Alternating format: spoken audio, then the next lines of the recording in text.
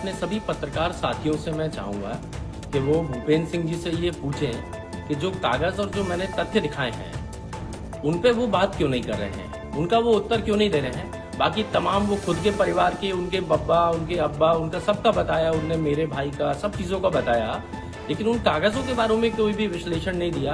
क्या वो कागज सही है कि नहीं, और जिस ट्रांसपोर्ट विभाग के अधिकारियों से आपने उस फाइल को, पूरी नस्ती को गायब करवाया है, मैं उसका भी मुझे पूरा ज्ञान है।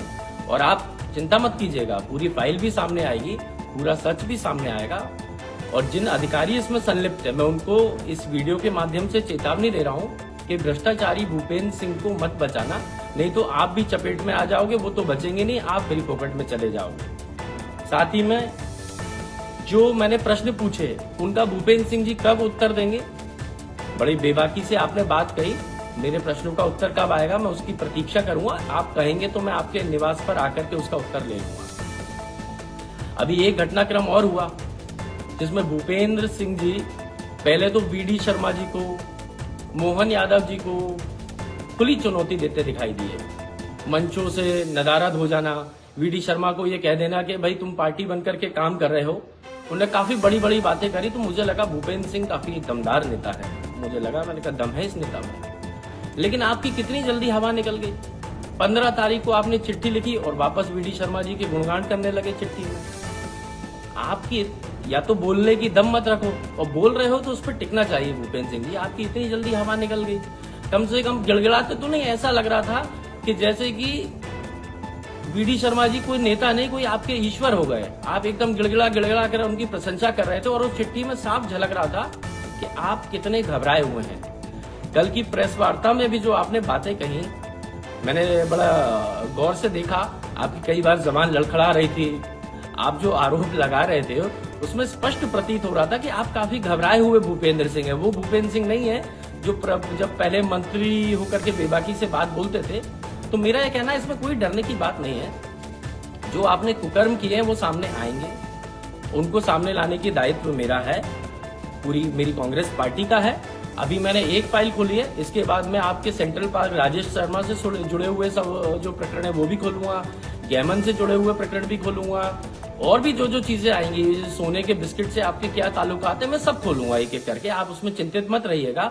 और आपने जो वीडी शर्मा जी से आग्रह किया है कि आपकी डेड बॉडी भी भाजपा के झंडे में लपेट करके जानी चाहिए, तो मेरा भी वीडी शर्मा जी से आग्रह है कि भूपेंद्र सिंह जी ने मध्य प्रदेश के सबसे बड़े भ्रष्टाचारी सौरभ शर्मा को नौकरी देकर के जन्म दिया है, तो कृपया करके आप अपने भाजपा के झंडे को कलंकित मत कीजिएगा, और भूपेंद्र सिंह जी को उस झंडे को छूने के भी मत दीजिएगा, उनकी बॉडी को। मुझे लगता है वो इस के काबिल नहीं है कि उनकी बॉडी इस झंडे में लपेट कर जानी चाहिए। हालांकि मैं आशा करता हूं कि भूपेंद्र सिंह जी लंबा जिए, क्योंकि आप जब लंबा जिएंगे तभी हम आपकी पोल खोल पाएंगे। मैं चाहूंगा कि आपकी उम्र बहुत, ईश्वर आपको लंबी उम्र दे। साथ ही में आपने कुछ व्यक्तिगत आरोप लगाए, मुझे एक हास्य कलाकार आपके अंदर छुपा हुआ दिखाई दिया। मुझे लगता है भूपेंद्र सिंह जी एक अच्छे हास्य कलाकार भी हैं, क्योंकि कल आपने प्रेस के समक्ष ये कहा कि मैंने, यानी कि हेमंत कटारे ने भोपाल से गुंडे ले जा करके भिंड में बूथ कैप्चरिंग करवाई। आज तक ये तो सुना था कि भिंड से गुंडे देश में पूरे कहीं पर भी जाते अपनी दबंगाई दिखा सकते हैं, ये मैं पहली बार सुन रहा हूँ कि भोपाल के गुंडे भिंड में जाकर के बूथ कैप्चरिंग कर रहे हैं। मुझे लगता है इस पर आपके पार्टी के लोग भी हंसेंगे, और यदि आप पुनर्विचार करेंगे तो आपको भी हंसी आनी चाहिए।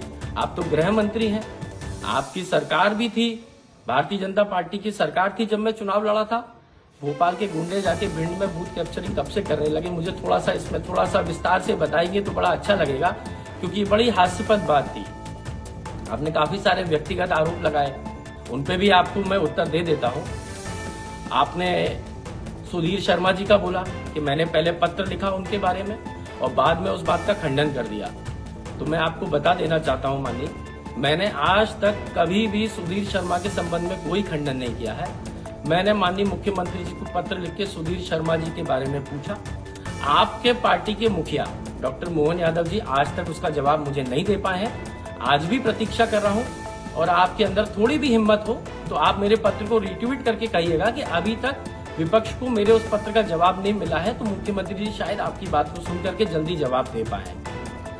दूसरी बात, आपने मेरे केस के बारे में कहा, आप बाकी केसों का जिक्र करना भूल गए। आप जब गृह मंत्री थे तब मेरे ऊपर 6 झूठे केस लगे थे, सिर्फ एक का क्यों बता रहे हो आप? सारे 6 के 6 का बताओ कि कैसे आपने SC/ST एक्ट के केस लगवाए, कैसे अपहरण के लगवाए, कैसे रेप के लगवाए, कैसे आपने बहुत सारे केस लगवाए, भोपाल में लगवाए, मारपीट के, सारे झूठे। और झूठे कहने वाला मैं नहीं हूं, ये माननीय न्यायालय का निर्णय है कि वह सारे केस झूठे थे। आप गृह मंत्री रहते हुए मुझे लगता है आप मध्य प्रदेश के सबसे नपुंसक गृह मंत्री होंगे जो अपने भतीजे की उम्र के व्यक्ति के ऊपर 6 झूठे केस लगवाए। मैं आपकी इस नपुंसकता को भी सलाम करता हूं और मुझे लगता है आप जैसा नपुंसक गृह मंत्री शायद ही कभी मध्य प्रदेश को मिल पाएगा।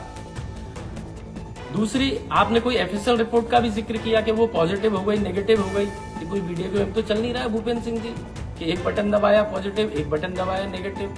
माननीय उच्च न्यायालय के निर्णय का भी आप सम्मान नहीं कर रहे हैं। और कोई पॉजिटिव रिपोर्ट हो तो उसको सामने रख दो। मेरा भी आपसे आग्रह है कि कौन सा कागज है, थोड़ा सा मीडिया भी देख ले, थोड़ा मैं भी देख लूं, क्योंकि आपने मुंह से तो बहुत बातें कही लेकिन कागज आपके पास एक भी चीज का नहीं था। कल आपका चेहरा बता रहा था कि आप पूर्ण रूप से होपलेस हो चुके हैं। क्या बोल रहे हो, क्या कर, आप अपने पिताजी की आप वो बता रहे हो कि उनने क्या दान किया, उनने कितने करोड़ों की संपत्ति दान करी।